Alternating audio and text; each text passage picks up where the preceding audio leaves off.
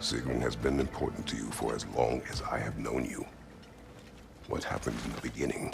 Oh, it's a typical enough story. A boy meets girl, girl fulfills her ambition to transcend the physical plane and become a Valkyrie of Valhalla.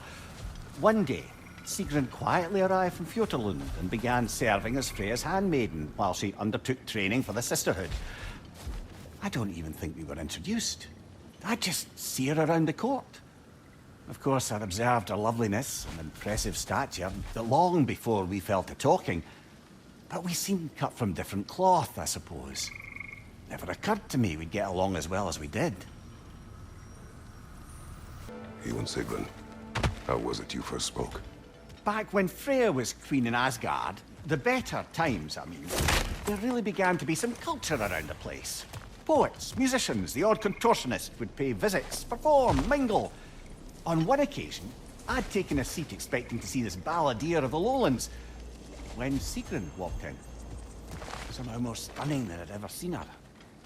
And when of all places she chose to sit next to me, well, a lot of very interesting things happened very quickly. But I may need to collect my thoughts while you get us killed again. Let us get back to your memories of Sigrun. She sat beside you. Yes, she chose to sit next to me. No big thing, really. Yet, somehow, despite myself, I felt her rush in my stomach like I was a green lad again. Embarrassing at the end of the day, to be so simple. I made some remark, and I learned how it felt to make her laugh. And suddenly I felt more at ease. Almost eerily so. A calm within each other's storms, I suppose. Faye had a way of describing that. Peace dwells among us.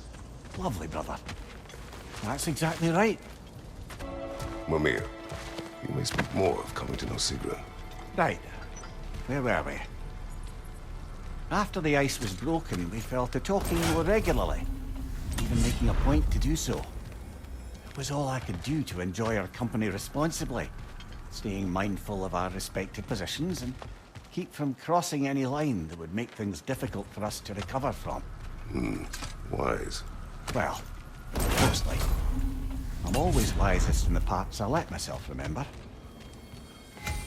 Mimir, what happened next with Sigrun? She had introduced me as a good friend. And though I couldn't be entirely sure what she meant by it, for once I wasn't concerned with an outcome. Regarding Sigrun, I knew my answer was yes. The question itself seemed secondary. You were not upset she called you friend. Show me someone for whom friendship means lack of love, and I'll show you someone who wonders why their lovers never end up being worth their time. Perhaps.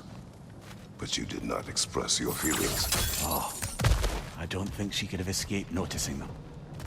I just never asked her anything I felt sure she'd have to refuse. Your relationship with Sigrun. Why so reluctant to tell her how you felt? She was on the Valkyrie's path, preparing to transcend her corporeal form. That was her focus, her chosen purpose, and I didn't want to suggest myself as an obstacle. I suppose I let some part of myself imagine she might recognize my affection, even reciprocate it. But now that we know what she was running from, obviously she'd never again risk choosing love over duty. A unique, heartfelt friendship, that is what could endure. And that is what I chose to embrace.